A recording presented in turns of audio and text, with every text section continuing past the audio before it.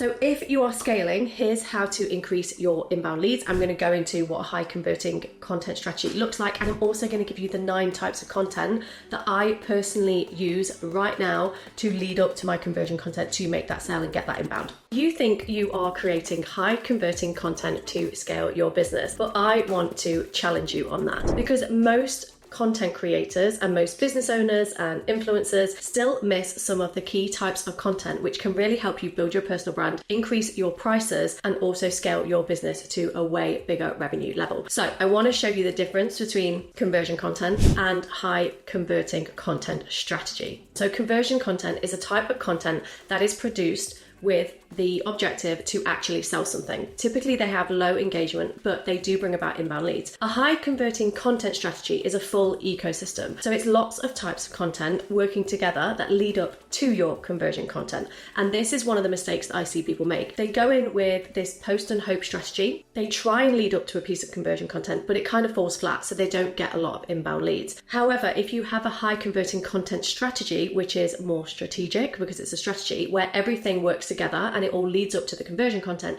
then you tend to get more inbound leads. And what I love about inbound leads is that they convert way faster. And what I tend to find is all of my inbound leads do convert. So there's a lot to be said for actually cultivating this strategy, because I think it saves you time and money, particularly if you're thinking about automating your lead gen activity, or if you're thinking about hiring an appointment setter or hiring a social media manager to do some of this lead gen for you. So if you can learn to do some of this inbound work, then you're actually going to save time and money, because you can probably delay that process, or you may not even need that at all. It depends on your business. So I know what I teach and what I mentor in works, because one of my mastermind clients said to me recently that she feels like she's had this huge up level over the last year based on how she's invested in different people. And the reason for that is because she's up-leveled her sales knowledge. Now, I don't like the term up-level because it's very subjective, and you tend to find that you don't really know what someone's talking about when they up-level. Is it knowledge? Is it skills? Is it mindset? Is it strategy? We just don't know. But what I was talking to my client about was the fact that people are seeing her differently. People are looking at her in her space as an expert, so other people that do what she does. And people are coming to her and saying, like, you're doing well, or I see your content is kind of like hitting differently, and she feels differently about her business. So I know that this works, not just from a revenue perspective, but it works from a credibility and authority perspective. And this is important because that's what enables us to charge more. It's what enables us to be better at what we do. It enables us to sell out events. Like, all of this is really, really important in terms of your personal brand. So conversion content, the content that you create to sell, has to have some of these things to work. Not necessarily all of them, but if it does have all of them, then it's really powerful. So the first thing is a result. We have to talk about a result that someone got in conversion content, or the result that you're going to create. We also have to direct it to a certain type of person. So the audience has to be dialed in. I say service providers, because I want people to know that's who I coach. Then it has to have proof. So proof can be a picture with a client, it can be a testimonial from a client, it can be words that they've said, it can also be more of a case study, so you telling a story about what a client achieved. Then we need to have the process. So the process is how you got that person results, or maybe it's your framework or a diagram of what you do. Then we have understanding. So this is showing empathy to their current situation, and it's showing that you completely understand what they're going through.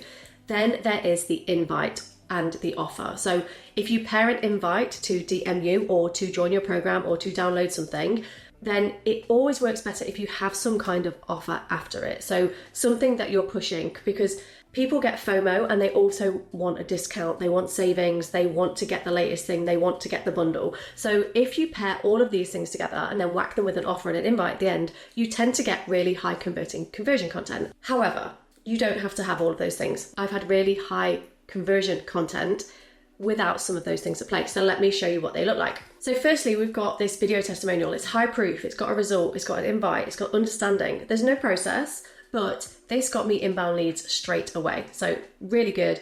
However, engagement is really, really low. Like, I sometimes get 500 likes, lots and lots of comments.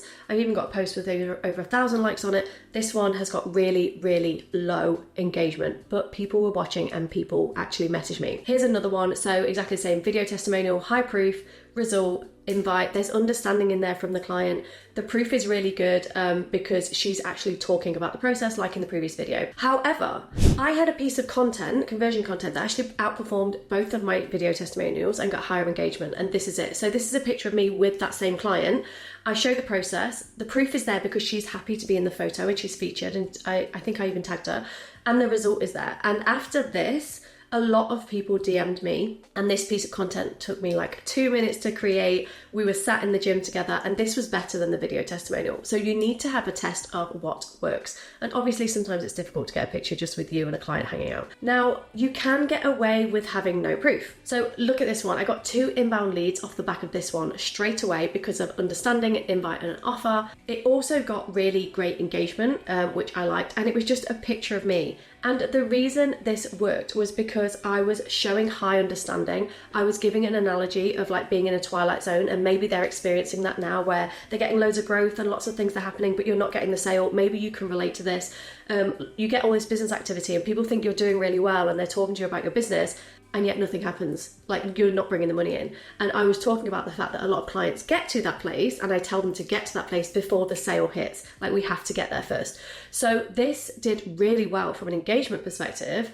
And I also got inbound leads from it because it was like, I'm in that process now. However, these posts do a lot better when they are paired with a high converting content strategy, and that's what you need to scale your business. So I'm going to run through my top pieces of content that I like to put out to create a personal brand, to create authority, to create credibility. So first is your problem content. This is the same for everybody. We need to be posting about the problem that your customer is facing, and we need to imagine that we are having a conversation with our ideal customer on the other side of the table who is telling you they have a problem. That's how we talk to them.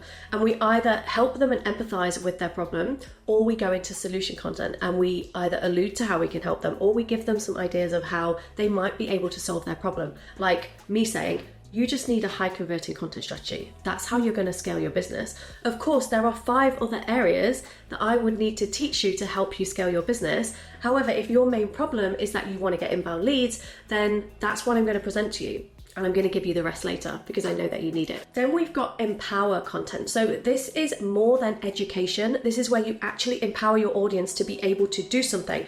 Maybe they solve a micro problem, which is then going to lead them into obviously the belief and the knowing that you can solve the bigger, wider problem. So empower content are things like this YouTube video, where I'm actually empowering you to do something differently in your business, providing you take notes and providing that you implement. So now's a great time to just remind you, if you don't have a pen and paper, and if you're not writing down these types of content and making a note and thinking, how can I create this content strategy? Then this is all pointless, right? Because you're gonna forget it. So empower content is where we actually empower them to do something for themselves.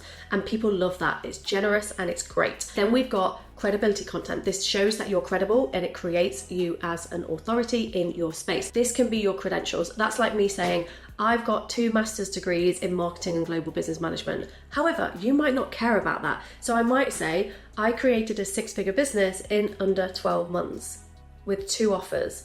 Amazing. You might care about that.